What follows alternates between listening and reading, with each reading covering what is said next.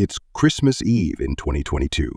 Dan, a teacher and former sergeant, is supposed to help with the party, but he's on the phone applying for his dream job at a lab.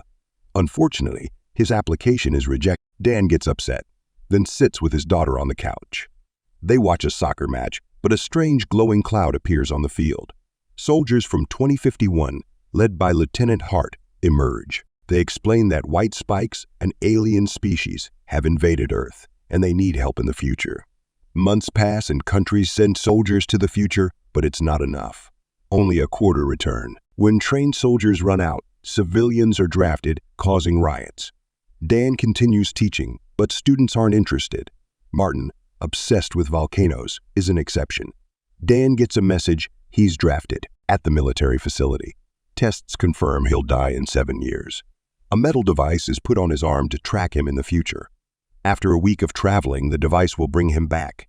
Dan tells Emmy they should run away, but he can't ditch a government tracker. Emmy urges him to talk to his dad, whom he hasn't seen since childhood. Dan visits his father James, but James thinks Dan is a government spy. They argue and Dan leaves with the device still on his arm. Dan promises his family he'll be back but has to break the bad news. The next day, at a training facility, Dan befriends a scientist named Charlie and a fighter called Dorian. They receive basic training in shooting and first aid. Later, they learn about the time travel technology, comparing it to rafts on a moving river. They can only travel between 2022 and 2051. The trainees rest in the barracks when an alarm rings. They need to leave. Confused, they were supposed to have 7 days of training, but they're told the future can't wait. The time link activates, and they're absorbed into the future. Supposed to go to Miami Beach, a coordinate error lands them above a city. Some die falling on a building, but others survive by landing in a pool and swimming out. The team sees Miami destroyed. A colonel contacts them saying white spikes have taken over and soldiers will bomb the city. They're tasked with rescuing a trapped research team. Dan, experienced in the military, they navigate the ruined city, facing death and destruction. They reach the lab, finding a dead alien. Dorian takes a claw as a trophy. Inside, the research team is dead, part of an alien trap. The colonel wants them to retrieve the research before white spikes return. They hurry, aware of approaching jet fighters.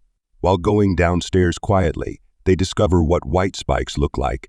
An alien kills one with a tentacle spike, and the team fires back. Their bullets can't seem to damage the alien's thick skin, but at least it seems they can slow them down as they run down the stairs and find an exit hallway. The aliens kill and capture many team members on the way, so Dan stays at the back to defend them. Since his bullets won't work, he attacks with a fire axe, which isn't that effective either.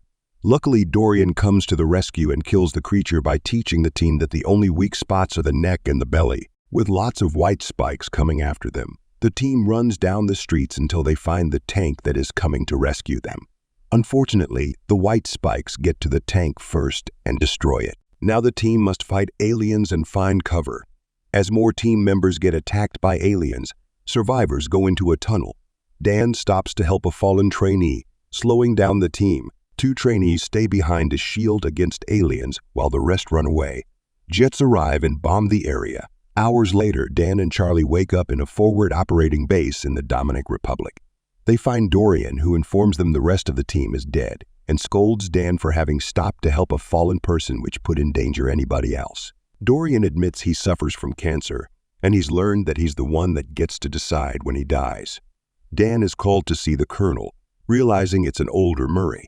She's a scientist leading the R-Force. Murray shows Dan a recording of a rare female alien. The males protect her. Military toxins kill males, but the female survives. Murray needs Dan to capture a female alien for study. Hope they make a stronger poison to kill the alien babies. The team gets ready and goes in helicopters. Murray tells Dan about what happened. Aliens came suddenly to Russia in 2048, avoiding satellites and radar. In 3 years, they took over the world, wanting to eat humans. Dan wants to know what happened to him before he died, but Murray thinks it's better not to talk about it. They reach the alien nest, finding soldiers tying up a female alien. The alien gets mad, attacks soldiers, and kills many. Murray shoots her in the neck. Others tie her up. The female alien calls for help, and more aliens come. Dan shoots aliens and helps save his daughter. They push the female into a cage on a helicopter, but male aliens try to save her, causing a crash. Dan and Murray shoot at aliens to let the helicopters escape.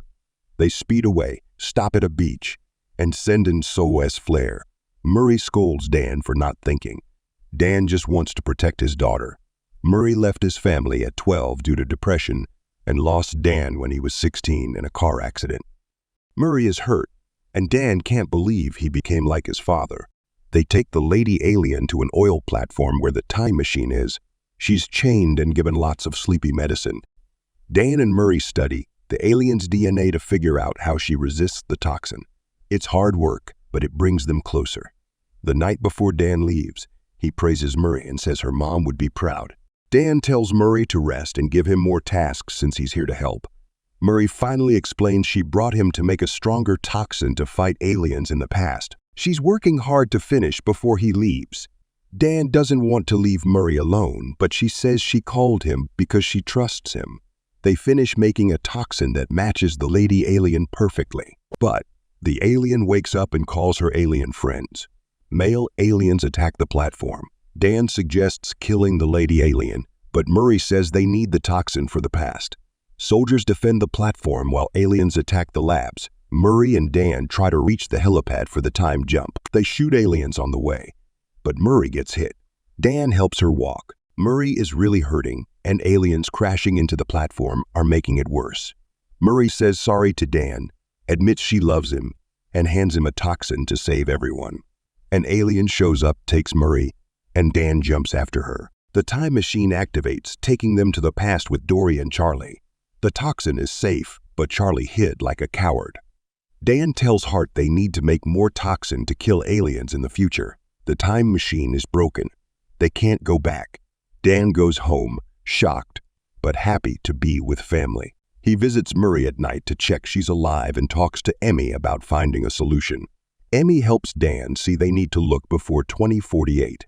Dan convinces Dorian to help, and they find volcanic ash on a trophy claw. Charlie says it's from Asia.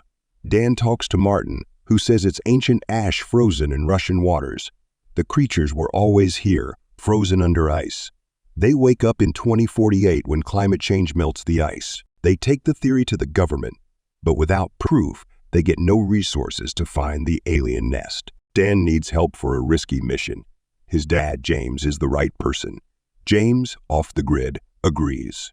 Dan contacts Hart, a friend from the future. She brings soldiers, weapons, and toxin copies. The team goes to Russia. Charlie vows not to hide. At the Science Academy glacier, they find a strange magnetic field. Using explosives, they enter a cavern and discover a frozen spaceship. Dan suggests telling the government, but the team decides to act on their own. They use a chainsaw to enter the ship, leaving Charlie and James outside. In the ship, they find the aliens never meant for Earth.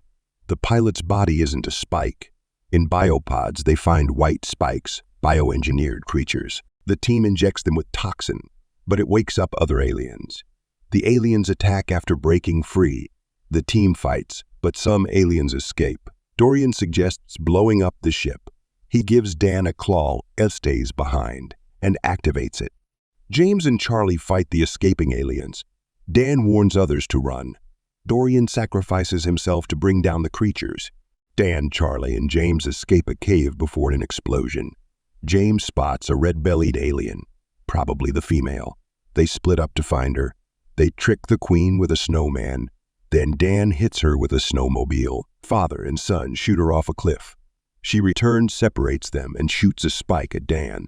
Dan stabs her mouth with the spike. James hits her with an axe, blinding her. Dan tries to inject toxin, but she removes her leg, ready to sacrifice. Dan uses a grenade, but James lures her away. Dan kills her with Dorian's claw and toxin. News reports an explosion in Russia, and the government takes credit. Dan returns home and reunites with his family, finally allowing James to meet his granddaughter. Now they can all work together for a better future. Make sure to subscribe and turn on notifications so you can watch more videos like this. Thanks for watching.